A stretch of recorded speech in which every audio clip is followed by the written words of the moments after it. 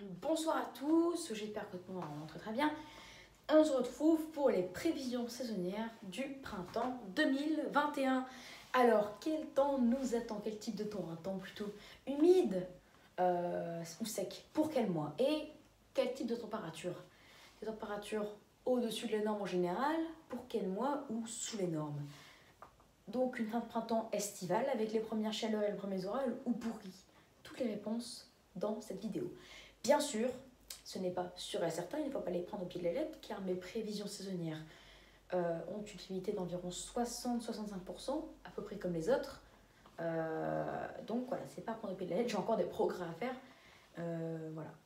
Mais ça vous donne quand même une petite piste, d'accord? Et après, il faut quand même consulter plusieurs sites, d'accord? Mais ça peut quand même être la vérité. En général, d'ailleurs, c'est ce qui se passe. En général, c'est quand même la vérité dans les 2 tiers des cas.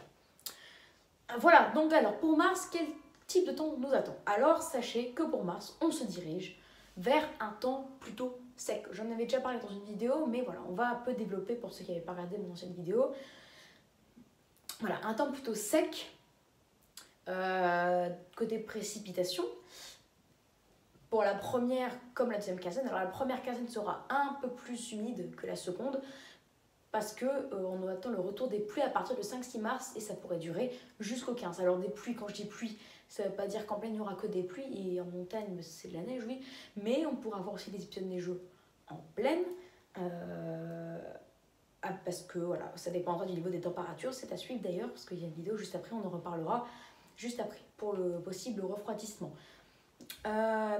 Dans tous les cas, pour la première quinzaine, on se dirige vers des précipitations plutôt dans les normes. Alors sans excès, même si du 6 au 15, on attend un temps plutôt humide, du 1er au 5, on en aura un temps très sec avec pratiquement avec pas de gouttes de pluie, quoi. Et pour la seconde quinzaine, peu de pluie, donc au final, on attend un déficit pour Mars, non pas comme anticipé de 40-50%, mais plutôt autour des 30%. Donc voilà, de 20 à 40% de déficit, mais pas énorme. Enfin, même plutôt 20-30. Donc voilà, pas 30-50, mais 20, un déficit. On attend un déficit de 20 à 30%. Donc c'est quand même, ça reste quand même dans l'ensemble sec. Il faut l'avouer, 20 à 30%, bah, c'est quand même pas mal. Hein. C'est voilà, un tiers de déficit, quoi. C'est pas mal du tout. Même si c'est pas excellent.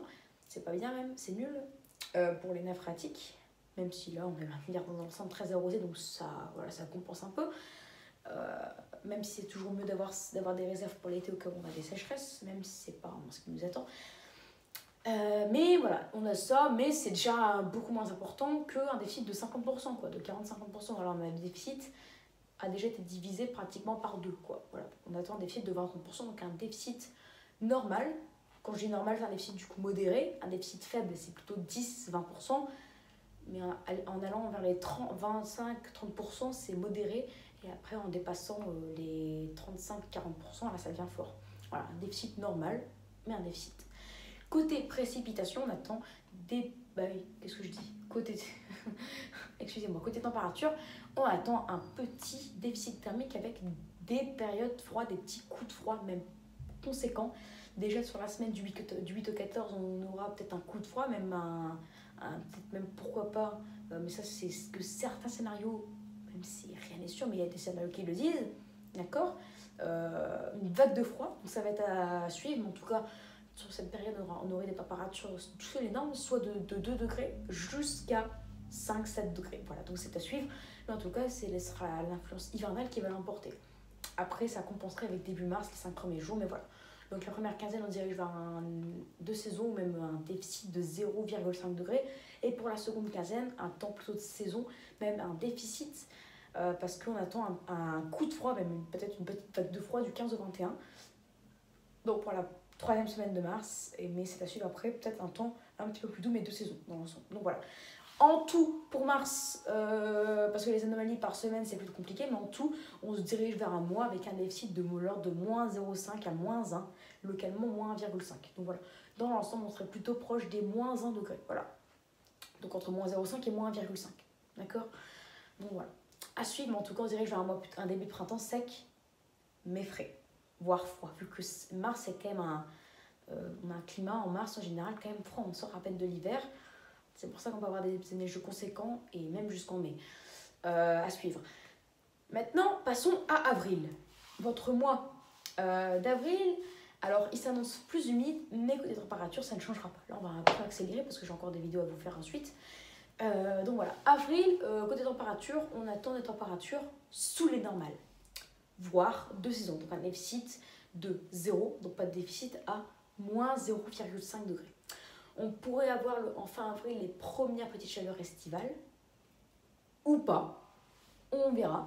Mais la seconde quinzaine s'annonce peut-être un petit peu plus au-dessus de la norme, mais en tous les cas, ou pas. Enfin ouais, en fait, rien n'est certain, mais dans tous les cas, en moyenne. Parce que c'est me dire la moyenne, parce que si je vous dis ça, et ça, il y aura ça à cet instant, et qu'il n'y a pas, bah, vous allez dire c'est faux et tout ça. Mais donc voilà, en globalité, on s'attend à un mois plutôt de saison à déficitaire, légèrement déficitaire côté température, mais côté précipitation, un peu plus de précipitation de saison. Voilà. Donc c'est un mois qui tournera autour de la normale par rapport aux deux autres mois de printemps. On va le voir tout de suite avec mai et avec mars aussi, qui sera pas proche de la normale, notamment que des précipitations. Donc voilà, un temps de saison pour les précipitations et un temps de saison légèrement déficitaire pour côté température. Donc voilà, c'est encore le caractère tout de même assez hivernal qui restera tenace dans tous les cas pour les 2 premiers mois.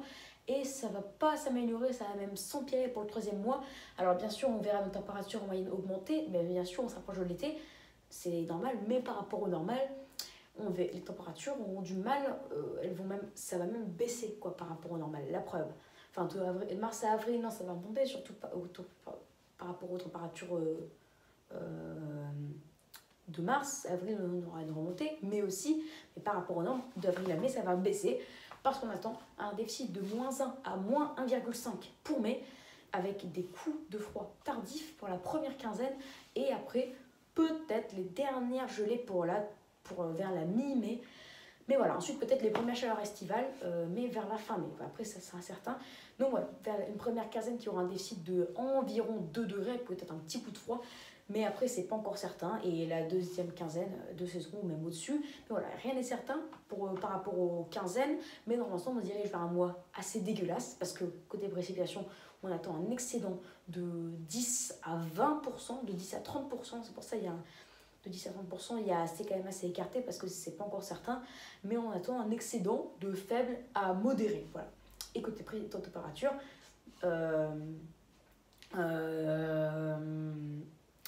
un déficit de moins 1 à moins 1,5. Donc voilà, en fait, très clairement, le climat de mars, le climat de mai, on ne sera pas le climat qu'on a en avril, parce qu'en moyenne en mai, on a 4-5 degrés plus qu'en avril. Mais par rapport aux autres mois de mai, voilà, ça ressemblera un peu au climat de 2019, au climat de mai 2019. Oui, parce qu'il me semble qu'en 2019, on avait un déficit de moins 1,1. Mais côté précipitation, je ne sais pas. Mais en tous les cas, il semblerait qu'on aurait bien pire en termes de précipitation qu'en 2019. Donc, en tous les cas, le dernier mois de printemps, il sera pas printanier, quoi. Voilà. On attend un mois, dans l'ensemble, vraiment frais et plutôt humide, quoi. Humide même, bien humide. Bon, pas bien humide, mais humide. Voilà pour le printemps. Donc, en tous les cas, au final, le printemps devrait présenter un déficit de moins 0,5. Alors, les explications, je pense qu'on sait, en ce moment, on a un climat assez spécial. On a, avec des hauts et des bas, soit un temps pile dans les normes par rapport à la période 1981-2010, ou des pics qui peuvent parfois descendre à moins 0,4 degrés en termes de déficit, alors que un an en arrière, on avait en général des oscillations entre plus 0,5 et 1 degré. Donc, en tous les cas, en un an, on a perdu en moyenne 0,7 degrés, quoi. Donc, ça a un impact direct sur le printemps. Mais en plus de ça, il y a la Niña et un phénomène, je sais pas, qui fait chuter les températures. C'est pas vraiment explicable. Mais voilà. En tout cas, on a un climat plus froid qu'en 2020. Bien plus froid même. Parce que c'est en globalité, c'est sur tout le monde. C'est pas que sur la France. Donc c'est d'autant plus important, quoi. Voilà, donc les termes d'explication, c'est ça. Et puis surtout qu'on a eu encore un hiver au-dessus de la norme. Donc là, la tendance pourrait bien s'inverser. Surtout qu'on a un climat maintenant idéal pour avoir un printemps sous les normes. Donc voilà, ensuite il y a les statistiques qui se mélangent à ça et ça fait qu'on aura un printemps sous les normes. Côté température, un déficit de moins 0,5 est envisagé en moyenne. Et côté précipitation, avec un mois de mars au-dessus des normes, un mois d'avril sous les normes, entre des précipitations, un mois d'avril de saison et un mois de mai au-dessus des normes. Donc au fil du printemps, on aurait été un temps de plus en plus humide. Mais côté température, ouais, ça stagne à bas, haut, bas pour mars, avril, mai. Mais ouais, des précipitations moyennes, on serait dans les normes avec soit des déficits, ou soit de saison, soit des excédents. Voilà, par rapport à mars, avril, mai. Voilà, donc dans tous les cas, côté précipitations, un temps de saison et côté température, un temps quand même frais par rapport à la norme. Voilà les amis donc voilà les amis pour cette vidéo. Donc je vous remercie d'avoir suivi cette vidéo sur les prévisions saisonnières du printemps. Donc voilà, en tout cas les amateurs de froid et de la neige, ils pourraient être contents notamment en mars. On pourrait même être content en avril avec pourquoi pas des épisodes neigeux, pourquoi pas conséquents, on verra. On a eu des épisodes neigeux en 2013 avec jusqu'à 10 cm, encore en Normandie en plus, localement. Donc on se méfie. On a même eu de la neige jusqu'en mai, notamment dans le nord-est, même jusqu'aux Ardennes ou dans l'Avesnois, mais même jusqu'à Maubeuge. On a localement jusqu'à 2-3 cm dans le nord-est. Et encore, le climat de 2019, il était déjà haut par rapport à mai 2019, mai 2021. On a 0,7 degrés de moins, quoi. Donc, si on a pareil que 2019, on aura pareil, mais avec environ 1 degré de moins, quoi, pratiquement. Donc, et 1 degré de moins, ça change tout, les amis. Et oui, 1 degré de moins, c'est capable, voilà, admettons, on a 2 degrés de la neige fondante qui ne tient pas au sol. 1 degré de moins, c'est de la neige à 1 degré. Et si admettons, à 2 degrés de la neige lourde décollante, mais qui ne tient pas au sol, à 1 degré, la neige lourde décollante qui tient au sol et qui peut donner, si à 15 mm, à la place d'avoir 15 mm de pluie qui ne tient pas au sol, du coup, la neige à 2 degrés, et ça fait 15 cm de neige. Et voilà, 1 degré, ça change tout, les amis, ça peut tout changer. Surtout sur la planète, où ça change vraiment tout, mais à un point où on ne peut même pas l'imaginer. Voilà, c'est pour ça qu'on est très content. Allez, voilà les amis, donc j'espère que cette vidéo vous aura plu. N'hésitez donc pas à vous abonner pour les tout nouveaux. N'hésitez pas à liker, partager et à me donner des idées pour mes futures vidéos. Voilà, très bonne vidéo. Je vous dis à tout de suite pour une nouvelle vidéo pour les prévisions saisonnières de l'été. N'oubliez pas qu'il n'y aura pas de prévisions saisonnières pour l'automne, parce que c'est pas encore certain. Après, vous allez me dire, si c'est pas certain pour l'automne, alors pour l'hiver, j'en parle même pas. Oui, mais pour l'hiver, il y a beaucoup déjà d'indicateurs, des variations climatiques, etc. Dont on doit prendre en compte pour l'hiver. Et tous les facteurs dont je vais vous parler, ça va à 90% ça va représenter notre hiver, quoi. Voilà, c'est ça qui va déterminer notre hiver, très clairement. Donc voilà, à tout de suite pour les prévisions saisonnières de l'été. Allez, pas de temps à perdre. À tout de suite.